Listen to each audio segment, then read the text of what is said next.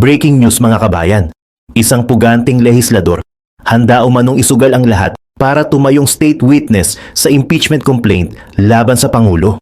Pangalawang breaking news, isang tulay na 8 taon ng ginagawa, halos magpatalon sa galit sa isang kalihim.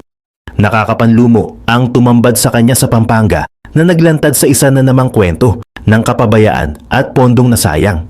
At panghuli sa ating mainit na balita, harap-harapang tawagang sinungaling sa gitna ng Senado. Whistleblower, diretsahang kinontra ng mga opisyal na kanyang idinidiin sa pambansang flood control scandal. Saan napupunta ang pera? At sino ang nagsasabi ng buong katotohanan? Bago tayo mag-umpisa, baka pwedeng palike muna ng video na ito. Malaking bagay po ito sa aming mga content creators. Maraming salamat po.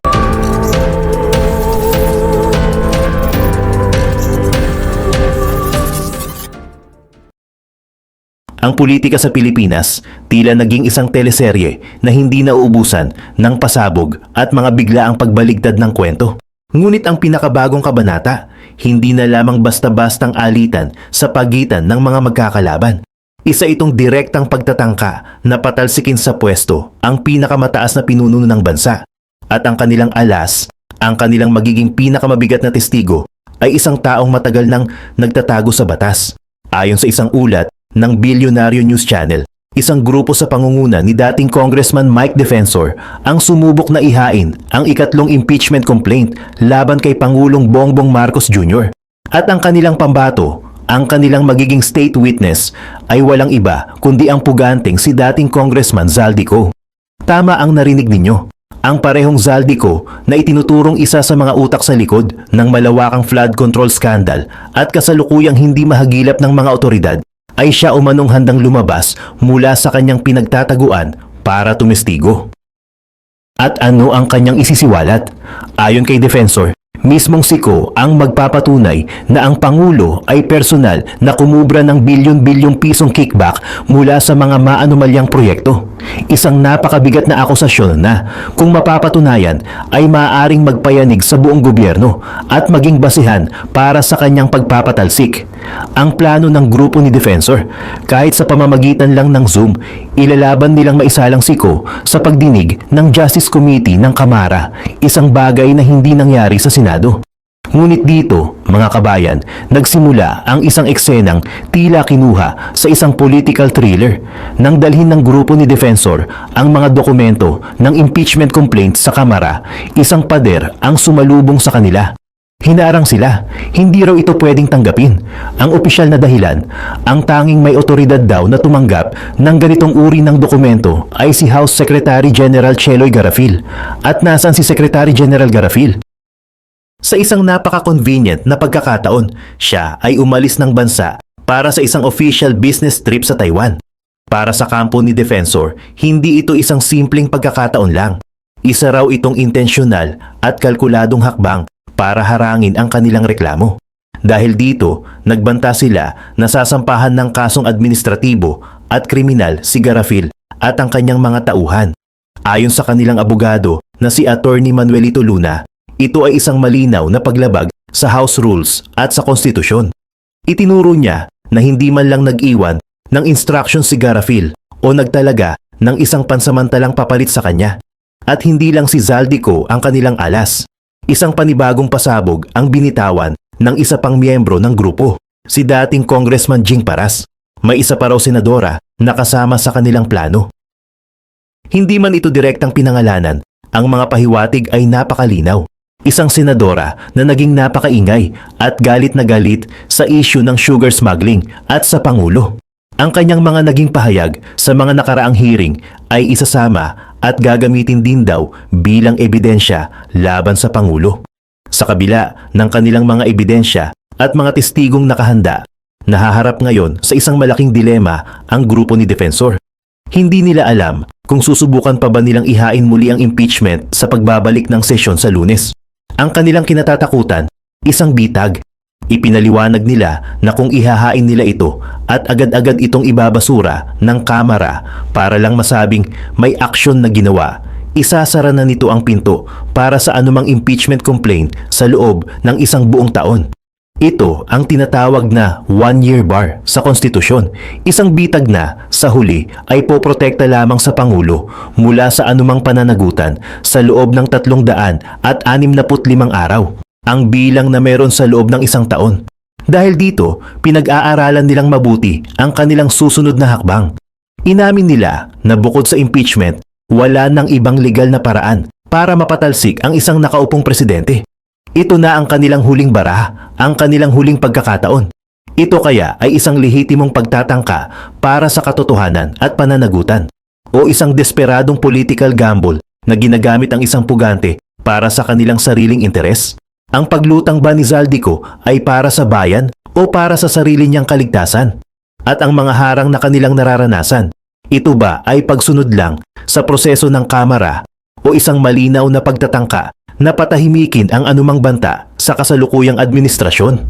Makalusot kaya ang impeachment na ito o isa lamang itong maingay na kabanata na sa huli ay wala ring kahahantungan? Samantala, isa na namang anyo ng katiwalian ang natuklasan kamakailan lang.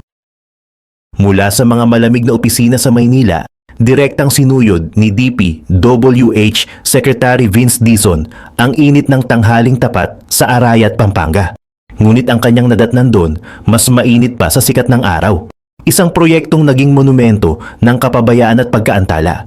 Ayon sa isang ulat ng Bilyonaryo News Channel, kasama ni Secretary Dizon, sina Pampanga Vice Governor Dennis Pineda at Arayat Mayor Jeffrey Loris nang kanilang inspeksyonin ang San Agustin Bridge.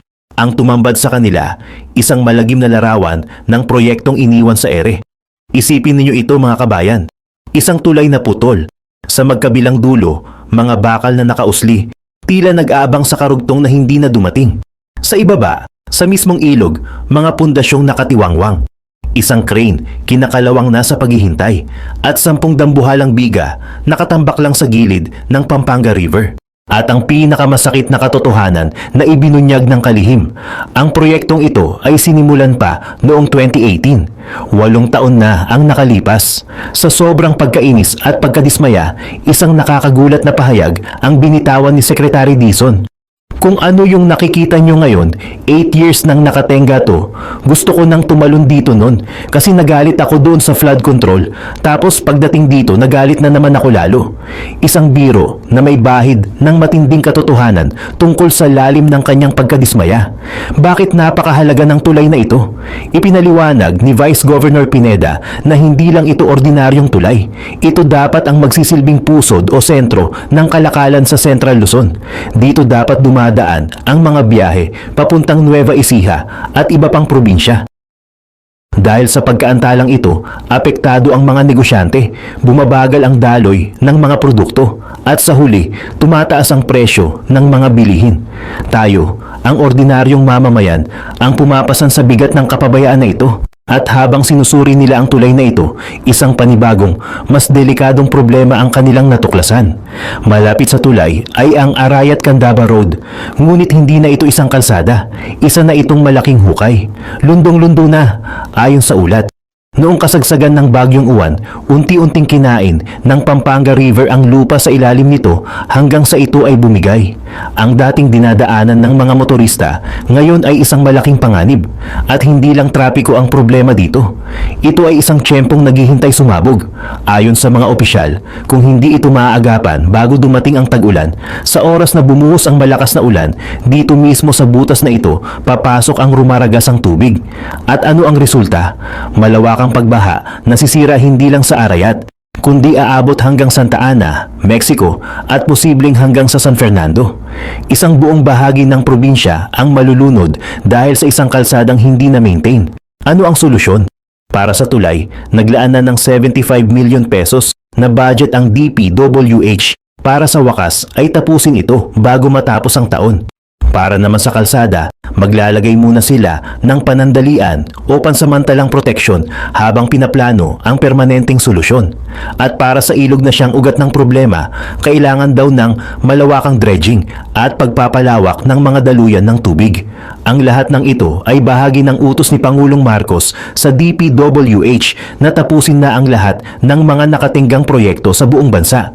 Ngunit ang kwento ng San Agustin Bridge at ng Arayat-Candaba Road ay isang malinaw na paalala kung gaano kalalim ang problema. Ang tanong, ilan pa kayang mga San Agustin Bridge ang nakatago sa iba't ibang sulok ng Pilipinas? Mga proyektong binayaran na pero hindi pa rin napapakinabangan. Ang 75 milyong budget ba ay sapat na o isa na naman itong pangako na mapupunta sa wala? At ang pinakamahalaga sa lahat, sino ang mananagot para sa 8 taon ng kapabayaan na hindi lang nag-antala sa progreso kundi naglagay pa sa buong probinsya sa bingit ng kapahamakan? Ang sagot sa mga ito, patuloy nating abangan. Sa kabi-kabilang issue na kinakaharap ng bansa, ang Senado ng Pilipinas ay naging isang dulaan ng katotohanan laban sa kasinungalingan. Sa isang napakainit at tensyonadong pagdinig ng Senate Blue Ribbon Committee, nagkaharap-harap sa wakas ang whistleblower at ang mga taong kanyang itinuturo bilang mga kasabwat sa malawakang sistema ng korupsyon sa DPWH. Ito ay hindi na lang basta-bastang investigasyon. Isa na itong teleserye ng mga mabibigat na akusasyon, matitinding pagtanggi at mga testimonya na maaaring magbago sa takbo ng buong iskandalo. Ayon sa naging takbo ng pagdinig na iniulat ng Senate Hearing Philippine News, ang sentro ng lahat ay ang sinumpaang salaysay ng dating opisyal ng DPWH na si Ricardo Bernardo. Dito, idinetalya niya ang isang partikular na transaksyon na nagkakahalaga ng bilyon-bilyong piso, isang transaksyon na nagpapakita umano kung paano gumagalaw ang pera sa likod ng mga proyekto. Ang kwento ni Bernardo, noong 2024, tinawagan daw siya ni Undersecretary Trygve Olivar na ngayon ay nasa Department of Education para sa isang pulong. Ang pakay, isang unprogrammed appropriation na nagkakahalaga ng 2.85 billion pesos na para daw sa opisina ng Executive Secretary. Ang naging utos daw ni Olivar ay napakalinaw at walang paligoy-ligoy. 15 yan, boss. Ibig sabihin, 15% na commitment o kickback ang kailangan. Ayon kay Bernardo, matapos mailabas ang pondo, ang kanyang tauhan na si Engineer Henry Alcantara ang nagsilbing taga-kolekta at taga-deliver ng 15% na ito na siya namang ipinapaabot niya kay Yusek Olivar sa isang lugar sa Magallanes, Makati. Ngunit, nang bigyan ng pagkakataong sumagot, mariing itinanggi ni Yusek Olivar ang lahat ng paratang.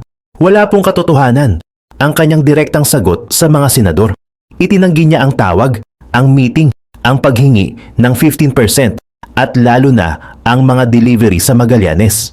Idiniin niya na malaking palaisipan sa kanya kung bakit siya idinadawit ni Bernardo, gayong wala naman silang alitan o anumang masamang pinagsamahan.